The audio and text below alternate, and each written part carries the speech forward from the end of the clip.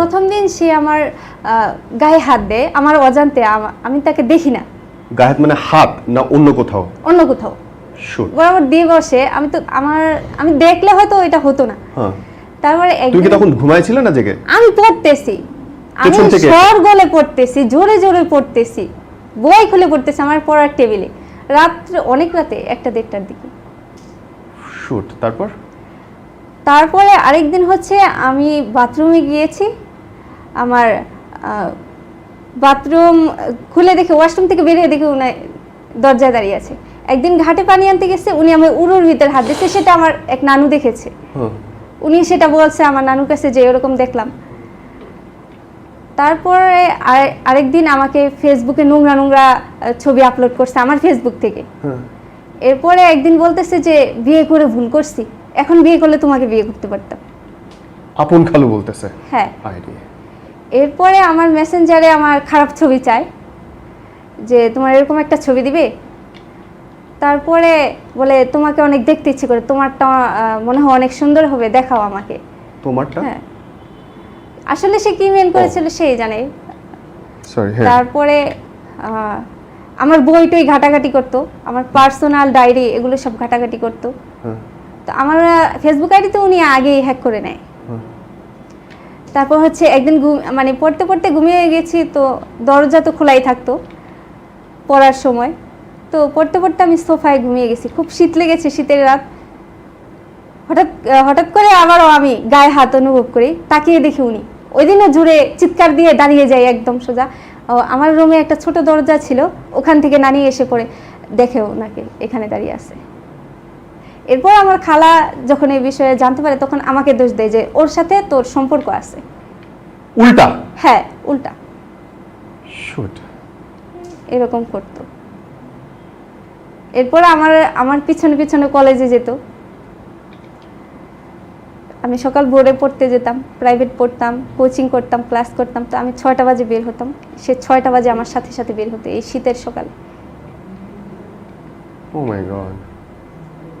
মানে খালু তো বাপের সমান। উনি আমার ব্যক্তিগত পোশাকগুলো যেগুলো যেখানে থাকে ওইখানে পর্যন্ত উনি হাতাহাতি করতো। পারভার্ট লোকটা একটা। হ্যাঁ, এরকম করতো আমার সাথে। উনি আমার সাথেই না, আমার বয়সী যে তার শেলিকা আছে তাদের সাথে এরকম নোংরা ইশারা করতো। ওরা আমাকে বলতো, অনেকেই জানতো ব্যাপারটা, অনেকেই জানে, প্রতিবেশীরা সবাই জানে মোটামুটি। এবং তারপরে লোকটা ছাড়া হাত পায়ে ঘুরে বেড়াচ্ছে? হ্যাঁ, ঘুরে বেড়াচ্ছে, বিদেশ যাচ্ছে, আসছে, কোনো বিহিত হচ্ছে না। না। মানে তুমি বেঁচে আসছো, ওই লোকটার হাত থেকে তো অন্য অনেকেই বাঁচতে পারে। ওনার ঘরে মেয়ে আছে, আমার তো মনে হয় না সে খুব একটা ভালো হবে। ও মাই গড। এবং কার সাথে কি করতেছে হু নোজ। বিসমিল্লাহির রহমানির রহিম। আসসালামু আলাইকুম, আমার নাম নীরব, আর এই অনুষ্ঠানটার নাম বেশি কিছু আশা করা ভুল। আমরা চেষ্টা করি মানুষের জীবনের দরকার, প্রয়োজন ছুঁয়ে যায় এমন সব কথাগুলো আপনাকে বলতে, জানাতে। আর আজকে আমার গেস্ট যিনি আছেন, আমি তার নাম পরিচয়টা আপনাকে জানাচ্ছি না, কিন্তু তার জীবনের গল্পটা এত বেশি জরুরি, এত বেশি জানা দরকার আমার আপনার, সেটা পুরো ঘটনাটা শুনলে আপনি বুঝতে পারবেন, আপনার গায়ের লোম দাঁড়িয়ে যাবে রীতিমতো। আমি রিকোয়েস্ট করবো প্রত্যেকটা প্যারেন্টস গাইড যারা আছেন, যারা মা বাবা বা খালা মামা যারা একটু বয়স্ক আছেন, 16-17 বেশি বয়স যাদের, তারা এই ভিডিওটা অবশ্যই দেখবেন। আপু, থ্যাংক ইউ সো মাচ, তুমি যে সময় করে এসছো এবং তোমার গল্পগুলো আসলে আমাদেরকে বলতে চাও, অনেক অনেক ধন্যবাদ। তুমি একটু প্লিজ।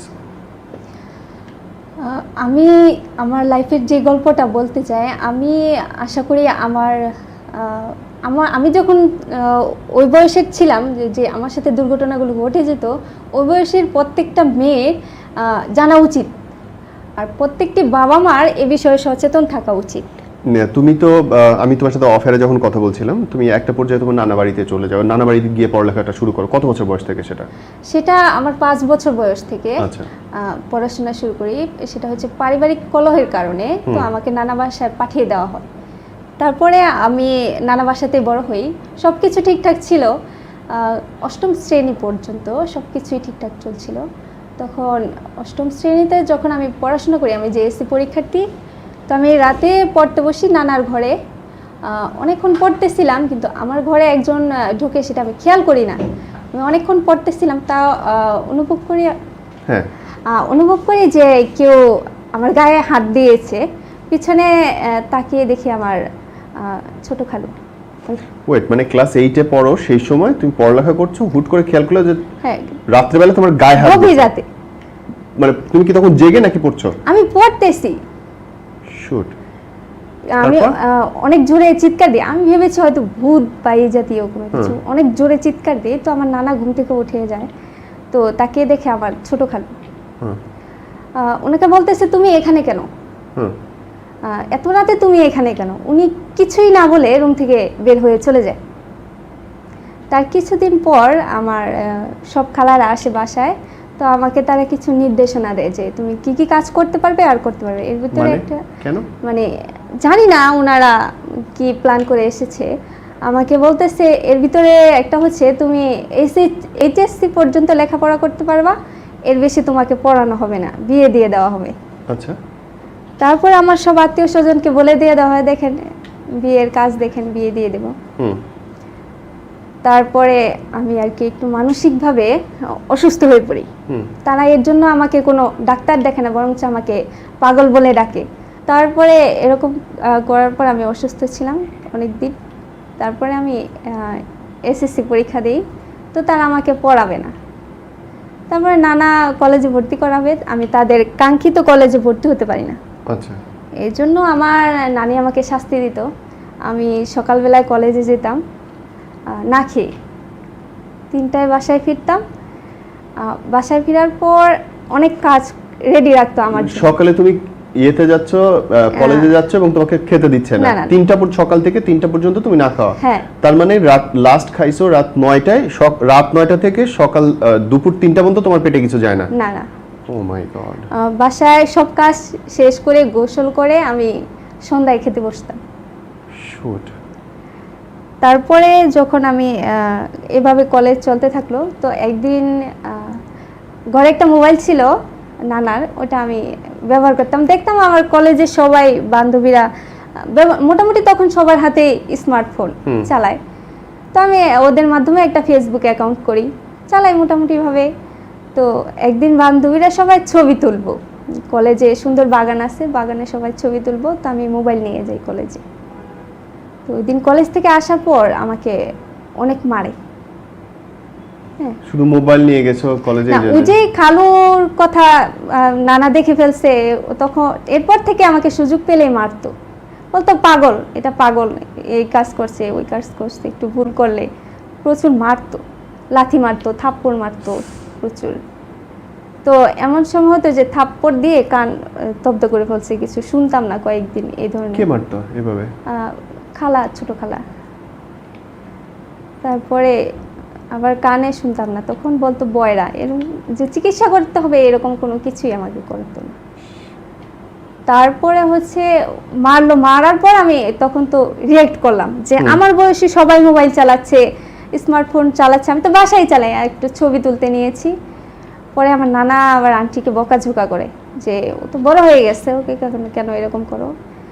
তারপরে কিছুদিন পর ওনার হাজবেন্ড আবার বিদেশ থেকে আসে। ওনার হাজবেন্ড তো চলাচলি ভালো না। তারপর হচ্ছে উনি আসে, আমাকে ফলো করা আগের মতো অতিরিক্ত ফলো করা শুরু করে, যেমন আমার বইটই ঘাটাঘাটি করে, আমি যে রুমে যাই সেই রুমে যাই, বাথরুমে যাই, ওয়াশরুম থেকে বের হয়ে দেখে উনি আমার গেটে দাঁড়ায় আছে। বাথরুমের গেটে দাঁড়ায় আছে? হ্যাঁ। আপন খালু? হ্যাঁ, অনেক সময় দেখা যায় রাতে পড়তে পড়তে দরজা খোলা, আমি সোফায় ঘুমিয়ে গেছি, তাকে দেখতাম উনি আমার সামনে দাঁড়ায় আছে। ও মাই গড। ওই দিনও জোরে চিৎকার দিয়ে, ওই দিনও আমার নানু আইসা পড়ে, ওই দিন ওপেন, উনি আমার নানু সব কিছু দেখছে, আমার নানি যে উনি প্রায় ফলো করতে এগুলো। হ্যাঁ, এরপরে উনি আমাকে এরকম কথা বলতো যে বিয়ে করে ভুল করছি, এখন বিয়ে করলে তোমাকে বিয়ে করতে পারতাম। আর আপন খালু? জি, যে আমার বাবার সমতুল্য, যে যাকে আমি বাবার সমতুল্য ভাবি, সে বলতেছে যে বিয়ে করে ভুল করছি, এখন বিয়ে করলে তোমাকে বিয়ে করতে পারতাম। এরপর আমাকে এটা তো বলতো সামনাসামনি, এরপরে তার আইডি থেকে আমার মেসেঞ্জারে মেসেজ করতো যে তোমাকে আমার অনেক দেখতে ইচ্ছে করে, উনি আমাকে খারাপ ছবি দিতে বলে। হ্যাঁ। তারপর আমি ওটা তো কখনোই সম্ভব না। এরপর উনি আমাকে বলে যে তোমার ওইটা দেখাবে, এরকম ধরনের কথা বলতো। তো এগুলো আমি সব আমার মামার কাছে পাঠিয়ে দিতাম, যারা আমার পরিচিত আছে আত্মীয় স্বজন সবার কাছে এগুলো আমি পাঠিয়ে দিতাম। তারপরে এরকম বলতেছে, তো একদিন আমাকে দিনের বেলায় খুব প্রস্তাব দেয়। তারপর আমি অনেক বাসার ভিতর অনেক হইচই করি যে কেন এরকম, পাড়া প্রতিবেশীরা সবাই এসে পড়ে, মানে প্রকাশ্য দিনের বেলায় সবাই জানে, পাড়া প্রতিবেশী সবাই এই বিষয়ে অবগত, সবাই জানে এই বিষয়টা। কি বলতেছো এগুলো? হ্যাঁ, তারপর এগুলা সবাই জেনে যায়। জেনে যাওয়ার পর আমার নানা ওই লোককে বাসা থেকে বের করে দেয় যে তুই আর এই বাসায় কোনোদিন আসবি না। পরে উনি আমার সাথে চ্যালেঞ্জ করে যায় যে হয় তুমি এই বাসায় থাকবে, নয়তো আমি এই বাসায় থাকবো। পরে নানা ওনাকে বের করে দেয়, কিন্তু আমার খালা যে উনি ওই বাসায়ই থাকে। তারপরে ঘটনাটা হচ্ছে, আমি বলবো যে সবাইকে মোবাইল চালাতে বা ফেসবুক আইডি চালাতে একটু সচেতন হতে। কেন? ঘটনা হচ্ছে উনি আমার মেসেঞ্জারে তো অকথ্য ভাষায় গালিগালাজ করতো। হ্যাঁ, আমার ফেসবুক আইডি থেকে দেখছি রাতের বেলা খারাপ খারাপ ছবি আপলোড হচ্ছে, কিন্তু এগুলো তো আমি কিছু করতেছি না। এরপরে আমার মেসেঞ্জারে বিভিন্ন ধরনের নোংরা ছবি দিতে বলে। হ্যাঁ, তারপর আমার খুব কাছের বন্ধু কোর্সমেট, একসময় ওর সাথে আমার সম্পর্ক হয়ে যায়, আসলে করি না এমনিতেই হওয়ার মতোই আর কি। তো ওর সাথে মেসেজ তো সব বন্ধুদের থেকে আলাদা না, ওগুলো স্ক্রিনশট আমাকে পাঠায় যে এগুলো পরিবারের সবাইকে দেখিয়ে দিব। তারপরে কথা বলে পর আমি মোটামুটি চুপ হয়ে যাই, একটু ভয় পাই যে দেখিয়ে দিলে কেমন হবে, আমার লেখাপড়াটা বন্ধ হয়ে যাবে।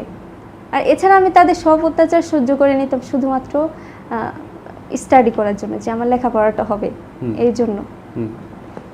তারপর উনি এগুলো এমনিতেও ফ্যামিলির সবাইকে দেখিয়ে দেয়। তারপরে একটা সময় দেখি যে উনি আমার করে আমার বন্ধু বান্ধব আছে, কাছের বন্ধু বান্ধবগুলা যে ওনাদের থেকে টাকা আনে, বিকাশের মাধ্যমে টাকা আনে তার ওয়াইফকে দিয়ে কথা বলে, যারা ছেলে বন্ধু আছে তাদেরকে দিয়ে।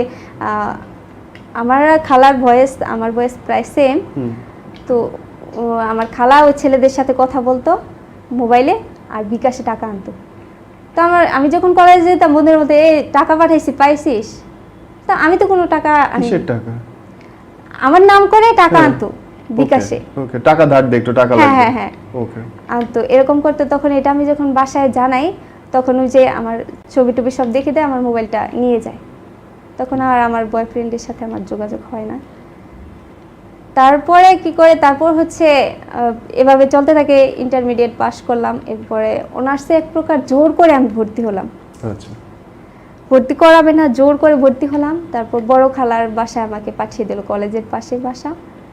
তো ওখানে যাওয়ার পর আমার সাথে আবার অমানবিক অত্যাচার শুরু করলো, যে আমাকে বলে তোকে কাজ করতে আনছি এই বাসায়, তুই কেন লেখাপড়া করবি। কে বলতেছে এটা? আমার খালা, বড় খালা।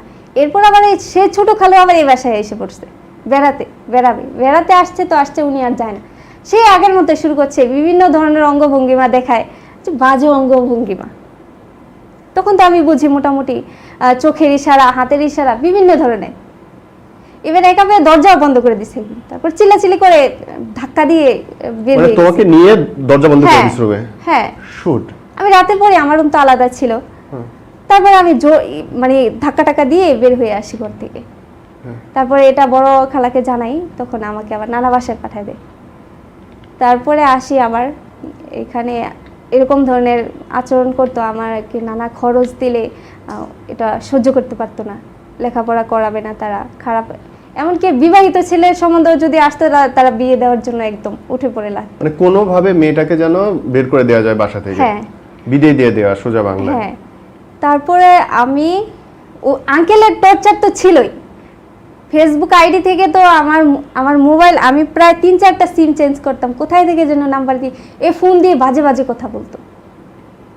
তোমাকে দেখতে ইচ্ছে করে, তুমি আসবা, তুমি আমার সাথে রুম ডেট করবা, এই ধরনের কথাবার্তা বলতো আমাকে।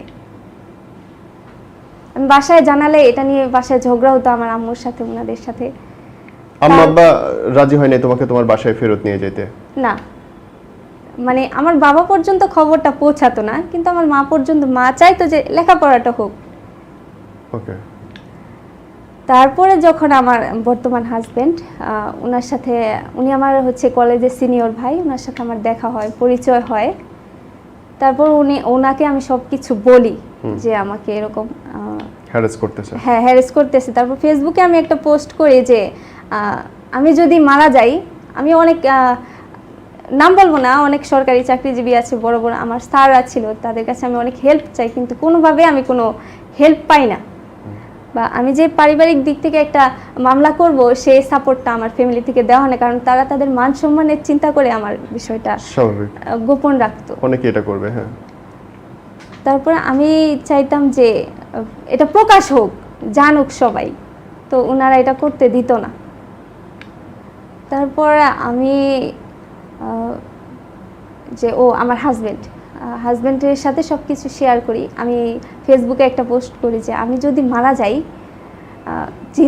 মানে জিন্দা মরার চেয়ে সরাসরি মরে যাওয়াই ভালো, জিন্দা মরার চেয়ে আত্মহত্যাই ভালো আমার কাছে মনে হয়েছিল। এরকম একটা পোস্ট করার পর আমার হাজব্যান্ড আমাকে বলে যে কি হয়েছে মূলত, খুলে বলো। হ্যাঁ, আমি ওনার কাছে সব কিছু বলি। তারপর উনি বলে, যেহেতু আমি বিয়ে করব, আমি তোমার বাসায় প্রস্তাব পাঠাই। এরপর আমার মাকে আমি সব কিছু জানাই। জানানোর পরে আমার মা দেখতে চায় আমার হাজব্যান্ডকে। উনি আসার পর ওনাকে আমার মার পছন্দ হয়নি, আমাদের দুইজনকে অপমান করে আমাকে রেখে ওখান থেকে চলে যায়। তো আপনার হাজবেন্ডকে আমি দেখলাম, তো অনেক সুন্দর, দেখতেও সুন্দর, ভালো চাকরিও করে, মাশাআল্লাহ, ভদ্র জামাই। হয়তো কোনো কারণে তার পছন্দ হয়নি। ওকে। তারপরে আমার হাজবেন্ডকে নিয়ে আমি একটু কফি শপে বসি। তারপর বাসা থেকে ফোন দেয় যে হ্যাঁ আসো, তোমাদের বিয়ে দেওয়া হবে। তো ওনারা তো চাচ্ছেই বিয়ে দিতে। তো তখন আমাকে বাসায় দিয়ে গেল। বাসায় দিয়ে যাওয়ার পর তখন টর্চার শুরু হলো আরেক রকম। তুমি যদি মাইন্ড না করো, আমি একটু গলাটা ভিজাই নি। হ্যাঁ প্লিজ, সরি, আমি ট্রাস্ট মি। হ্যাঁ বলো। তারপর মা দেখে চলে গেল। তারপর আমাকে আন্টির বাসায় নিয়ে আসলো। তারপর ওখান থেকে আমাকে আমার নানা বাসায় পাঠিয়ে দিল। নানা বাসায় পাঠানোর পরে আমার হাজবেন্ড আবার তার বাসা থেকে অভিভাবক পাঠায় আমাদের বাসায়, আমার বাবার বাসায়। তখন নানা বাড়ি থেকে আমাকে বের করে দেওয়া হয়। নানা বাড়ি থেকে বের করে দিল?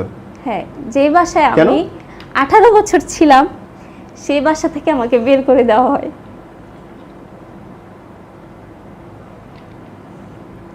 শুধু তোমার বিয়ের প্রস্তাব গেছে বলে বাইর করে দিল বাসা থেকে? হ্যাঁ। আচ্ছা, ওই বাড়ির উপর তো তোমার রাইটস আছে, অধিকার আছে, তুমি, তোমার মায়ের জমি আছে ইনফ্যাক্ট ওই বাড়িতে। হ্যাঁ, মানে বাইর করার সিচুয়েশনটা বলো তো। ছোট খালারা বিভিন্ন কিছু বলতো, যে আগে বলেছিলাম। ওই দিনের ঘটনাটা বলো, কেমনে বাইর করলো তোমারে?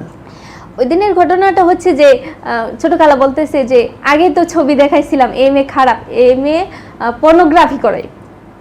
শিট, তোমার আপন খালা বলতেছে এটা? হ্যাঁ, উনি হচ্ছে কি আমার ছবি নিয়ে পিন খুলে বিভিন্ন ধরনের ছবি ছেলেদের সাথে কথা বলতো, পোস্ট করতো।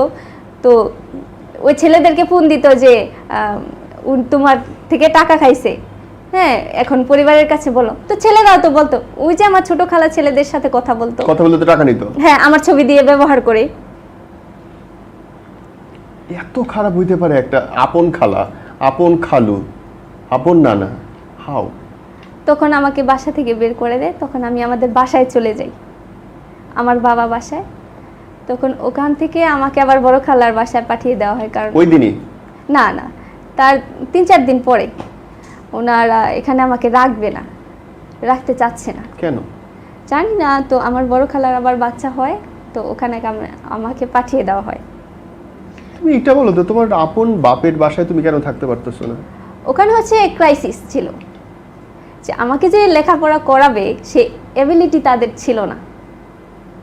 আমার আরও 3টা ভাই বোন লেখাপড়া করে। তো এটা আমার দিক থেকে আমার মনে হয় এটাই কারণ হতে পারে। আমার সাথে যে এসব হচ্ছে, হয়তো আমার চাচাতো ভাইরা হঠাৎ আসতো, এসে দেখতো আমার সাথে এরকম হচ্ছে, ওরা বাসায় যেয়ে বলতো, কিন্তু আমার বাবা মার সাইড থেকে কোনো রেসপন্স পাই না। তারপরে খালার বাসায় পাঠিয়ে দেওয়ার পরে ওখানে আমার হাজব্যান্ড আবার তার চাচিকে পাঠায় যে দেখেন কি অবস্থায় আছে। তখন তার সাথে আমার যোগাযোগ নেই। তো আসার পরে কাকি যখন প্রস্তাব দিয়ে যায় যে আমরা শপিং করব, তো ও যদি সাথে থাকে তাহলে একটু ভালো হতো। তারপরে অনুমতি দেয় না বাসা থেকে, যে না দেওয়া যাবে না। তারপর চাচি যাওয়ার পর আমাকে জানালার সাথে চুলে ধরে জানালার সাথে ধোয়া দেয় জোরে জোরে, তো কপাল ফুলে যায় এখানে। কেন? তারপরে কেন মারতেছে কেন? কেন? ও বাসা থেকে লোক আসার কারণে। তো তোমার বিয়ের জন্য আসবে না? তাদের পছন্দে তারা দেবে, কেন আমার পছন্দে কেন? তারা যে ছেলে দেখতো, বড়জোর 5 পাস ছেলে পাস, আমি একজন স্নাতকের ছাত্রী, আমার জন্য 5 পাস ছেলে, এটা তো আমি স্বাভাবিকভাবেই মানতে পারি না। তো তাদের পছন্দ হয়তো বিবাহিত ছেলে হোক, টাকাওয়ালা ছেলে হলেই হয়। তারপর আমাকে মারলো, মারার পরে আমি চুপ করেছিলাম। তখন আমার বই সব স্টিলের আলমিরাতে লক করে রাখে, আমাকে করতে না পারো না, বলে যে তোকে কাজ করতে আনছি এই বাসায়, তুই কাজের মেয়ে, কেন লেখাপড়া করবি? আপন খালা বলতেছে? হ্যাঁ, আপন বড় খালা। তুই আমার বাবার টাকায় তুই লেখাপড়া করতে পারবি না,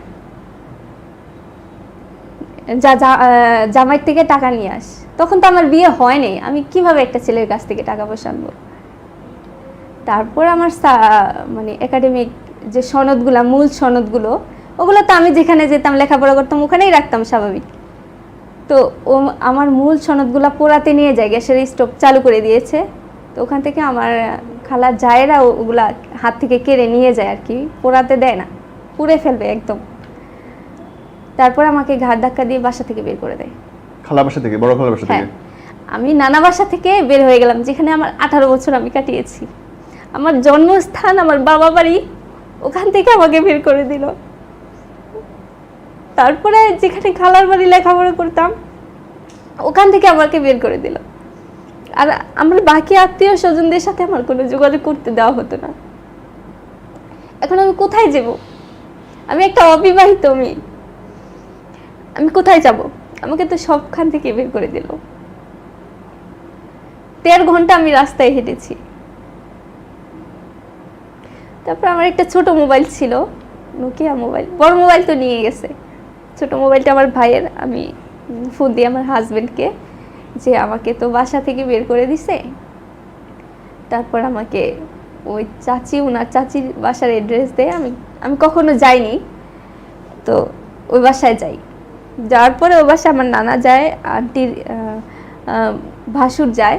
পরে ওই বাসা থেকে আমাকে নিয়ে আসে। নিয়ে আসার পরে বলতেছে যে এই মেয়ের পেটে বাচ্চা আছে, এই মেয়ে ওই বাসায় যে আকাম কুকাম করতো, এই মেয়েকে বাসায় তুলবো না। কে বলতেছে এটা? আমার খালা।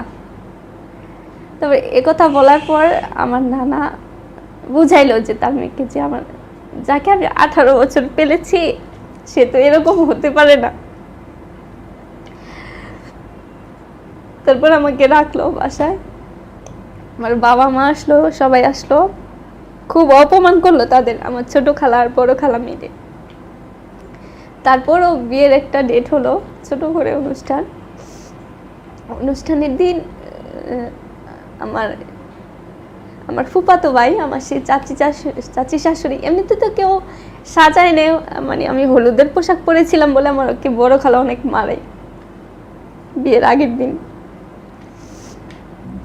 তারপরে তোমার বিয়ে, আর তোমার বিয়েতে তুমি হলুদের পোশাক পরছো বলে তোমাকে মারতেছে? হ্যাঁ। শালা আবু জাহেল তো এত খারাপ ছিল না। তারপর আমাকে ফুফাতো ভাই সেই চাচি শাশুড়ির বাসায় নিয়ে যায়, সেখানে আমাকে সাজায়। সেজে বাসায় আসার পর আমার মা আমার পার্স ব্যাগটা নিয়ে আমার মুখে ছুঁড়ে মারে যে ভিক্ষার থলিতে কোনো টাকা দেয় নেই, ভিক্ষার থলিটা দেখি, এরকম একটা কিছু। মা বলতেছে? হ্যাঁ, মা। কেন? পরে মা কি খালাদের পক্ষে এখন? হ্যাঁ। তো আমি যেখানে বসেছিলাম ওখান থেকে আমাকে টেনে নিয়ে একটা রুমে আটকিয়ে রাখে। এর মাঝে আমি কয়েকদিনই না খেয়েছিলাম। কেউ যদি জিজ্ঞাসা করতো ভাত খেয়েছো? হ্যাঁ খেয়েছি। বিয়ের প্রায় 7 দিনের ভিতরে যদি ভাত খেতাম, খুব ক্ষুধায় পড়ে ভাত খেতাম, খালা অনেক কিছু বলতো যে তোর জন্য কি ভাত রান্না করছি, তুই কেন ভাত খাস। তারপরে বিয়ের দিন তো বিয়েটা ভেঙে গেল, 2 পক্ষ ঝগড়া লেগে বিয়েটা ভেঙে গেছে আনফরচুনেটলি। কাবিন লিখার পরে, খাওয়া দাওয়া শেষ, কাবিন লিখা শেষ, বিয়েটা ভেঙে যায়। তারপরে ভেঙে দেয় আর কি, যে এখানে দিব না আমরা। তারপরে আমাকে যে বাসায় থাকতাম, খালার বাসায়, ওখান থেকে বলে যে এটা নষ্টা মেয়ে, এই মেয়ের মুখ দেখলে আমাদের মেয়েরা খারাপ হয়ে যাবে। তারপরে আমার ফ্যামিলির সবাইকে অপমান করে বের করে দেয়, চাচা ফুপুদের। তারপরে আমার বাবা মাকে বলে তোকে এখন কাউও ঠুকরাবে না, তোকে নিলে এখন এলাকার মানুষ সিরিয়াল ধরবে তোকে দেখার জন্য। কে বলতেছে এটা? আমার বাবা। আর আমার নানু বলতেছে যে না না না না, এই মেয়েকে বাসায় নেওয়া যাবে না, আমার বাসায় ছেলে আছে, সমাজের মানুষ হেও করবে, পরে আমার ছেলেকে বিয়ে করাতে পারবো না, এ কথা বলার পর আমি মানে আমার ফুপু আমাকে বাসায় নিতে চাচ্ছে না। তো ফুপা একবার ফুপু বাসায় নেবে না, তোমার বাপ তোমারে নেবে না, তোমার মা তোমারে নষ্টা বলতেছে, তোমার নানা নানি তার বাসায় নেবে না, তোমার খালা বড় খালা বের করে দিল, তোমার ছোট খালা বের করে দিল, তুমি যাবাটা কই? তোমার বিয়েটাও ভেঙে দিল। হ্যাঁ, তারপর দেখলাম আমার ফুপু নিতে চাচ্ছে না, রাজি না আর কি। ফুপা এক সময় বলতেছে থাক আমি নিয়ে যাই বাসায়, মন ভালো হলে। আমার চাচাতো ভাইয়ের কথা বলতেছে যে তুমি বিয়ে করো, তো আমরা তো দুইজন কেউই রাজি না। তারপর বলতেছে যে দেখি স্বাভাবিক হোক, ও অনার্সে পরীক্ষাটা দেখি কি অবস্থা হয়। তারপরে নিয়ে গেল ফুফা বাসায়, তাদের বাসায়। তারপরে যোগাযোগ হলো আমার হাজবেন্ডের সাথে। আমার যোগাযোগ হওয়ার পরে উনি ওখান থেকে আমাকে নিয়ে আসে। আলহামদুলিল্লাহ, উনি হচ্ছে মানে আমার জীবনের একটা বট গাছের ছায়া। তো এর মাঝে আবার ঘটনা হয়েছিল আমার বিয়ের আগে, যখন ওই যে সার্টিফিকেটগুলো পোড়াতে নিয়ে যায়, তখন ওই সার্টিফিকেটগুলো আমার চাচি শাশুড়ির বাসায় নিয়ে যায়। তো ওখান থেকে উনি আমার সে একাডেমিক সনদগুলো উনি নিয়ে যায়। নিয়ে যাওয়ার পর উনি আমার ভর্তিটা ক্যান্সেল করে দেয়। আমার পরীক্ষার দিন আমার ভর্তি ক্যান্সেল করে দেয় আমার হাজব্যান্ড। এরপরে আমার শ্বশুরবাড়ির এলাকায় পরের বছর আমাকে আবার অ্যাডমিশন করে দেয়। মানে পরেরটুকু হচ্ছে আপনার জামাই আপনার পুরোটা টেক কেয়ার। উনি আমার সম্পূর্ণ দায়িত্ব নেয়। আমি খুব অসুস্থ, মানসিকভাবে অসুস্থ, শারীরিকভাবে অসুস্থ, উনি আমাকে সব দেখাশোনা করে। আপনার শ্বশুর বাড়িটা কেমন এখন? আলহামদুলিল্লাহ খুবই ভালো। আমার শাশুড়ি আমাকে ভাত পর্যন্ত খাওয়ায় দেয় রান্না করে। মাশাআল্লাহ। 3 বছর পর্যন্ত আমি কোনো কাজ করিনি, এখন আমি কিছু কাজ করার চেষ্টা করি। আপনি যদি সংক্ষেপে বলেন, আপনার পুরো গল্পটা আমি বুঝলাম, মানে একটা পরিবারের মানুষ কত নোংরা হতে পারে তার উদাহরণ হচ্ছে আপনার জীবন দিয়ে ঘটে গেছে। আমরা হয়তো কয়েক মিনিটে শুনলাম, কিন্তু জিনিসটা আসলে ফিল করাটা না, শখ আহ্লাদ তো কোনো কিছু আমার জীবনে ছিল না। মৌলিক চাহিদাগুলোর ভিতরে শুধু 4টা ভাত পাইছি কোনো সময়, হয়তো 4টা আমার জন্য বরাদ্দ ছিল, আর চিকিৎসাটা আমার জন্য ছিল না। আর কোনো শখ আহ্লাদের জিনিস আমার হতো না, যে আজকে এই জিনিসটা আমার ভালো লাগতেছে। আমি জীবনে একটা জুতো আমার পছন্দ মতো পরতে পারিনি। ও জামা কাপড় পরতাম, খালারা পরে দিত, কিছুদিন পরে পুরাতন হয়ে গেলে আমাকে দিত, আমি সেটা পরতাম। কিন্তু সবচেয়ে বেশি খারাপ লাগতো যে আমার খালু যে আমার সাথে এরকম পৈশাচিক আচরণ করছে, আমার গায়ে পর্যন্ত হাত দিচ্ছে সুযোগ পেলে, নোংরা নোংরা কথা বলছে, এটার কোনো প্রতিবাদ তারা করছে না, শুধুমাত্র তাদের মেয়ের সম্মানের দিকে তাকিয়ে। মেয়ের সম্মান মানে আমি তো একটা মেয়ে, আমার তো একটা সম্মান আছে। বোন, এখন হয়তো মানে লাখো মানুষ তোমাকে দেখছে, যেসব মা বাবা দেখছে, তুমি অন ক্যামেরায় সেসব মা বাবাদের জন্য বলবা যে তোমার উপরে যত রকমের ফিজিক্যাল মেন্টাল টর্চার হচ্ছে, খুব সংক্ষেপে তুমি তাদেরকে বলবা যে এরকম হতে পারে, আপনার মেয়ে সন্তানকে সেভ করে রাখবেন বা দেখে রাখবেন। আমি চাই যে প্রত্যেকটা বাবা মা তার সন্তানকে কাছেই রাখুক। যদি ভাত না খাইয়েও হয়, যদি মৌলিক চাহিদা পূরণ নাও করতে পারে, তাও বাবা মা সন্তানকে নিজেদের কাছে রাখুক। বাচ্চা যেখানে কমফোর্ট ফিল না করে সেই জায়গায় বাচ্চাকে না রাখুক। রাইট। কিন্তু আমি ওই কথাগুলো তুমি একটু দয়া করে বলো। হতে পারতো আমার সাথে ধর্ষণের মতো কোনো দুর্ঘটনা, হতেও তো পারতো। আমি একটু অবহেলা করলে, একটু সুযোগ দিলেই হয়ে যেত। কিন্তু আমি তো সেটার প্রতিবাদ করেছি বলে আমি আজকে সবার চোখে খারাপ। কিন্তু এমন আছে যারা প্রতিবাদ করতে পারছে না, বলতে পারছে না।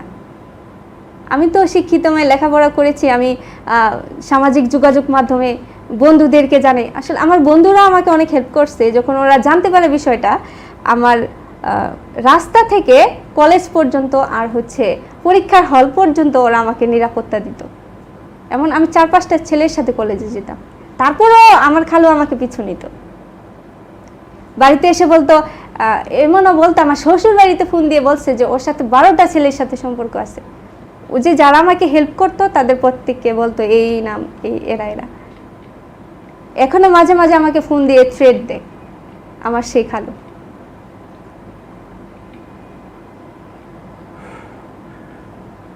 মানে কি বলবো, অ্যাকচুয়ালি আই ডোন্ট নো এর শেষ কোথায়।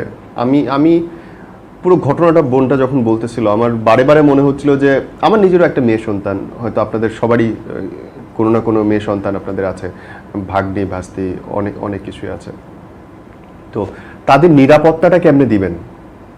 চোখ কান নাক সিক্স সেন্স খোলা রাখতে হবে। আপনারই পাশে আপনারই কোনো বন্ধু, আপনারই কোনো পরিবারের সদস্য হয়তো ভেতরে ভেতরে মানুষ না, পশু।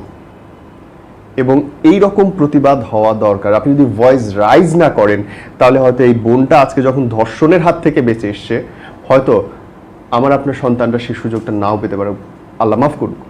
সুতরাং ভয়েস রাইজ করুন, বলুন, প্রতিবাদ করুন, এবং দ্যাটস আ ডিজিজ। এর একটা সংশোধন হওয়া দরকার।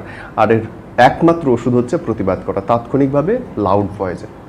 বোন, থ্যাংক ইউ সো মাচ। তুমি অনেক কথা বললে, তোমার জীবনের কথাগুলো তুমি বললে। আমার ধারণা লাখো মানুষ, কোটি মানুষ এর থেকে উপকৃত হবে।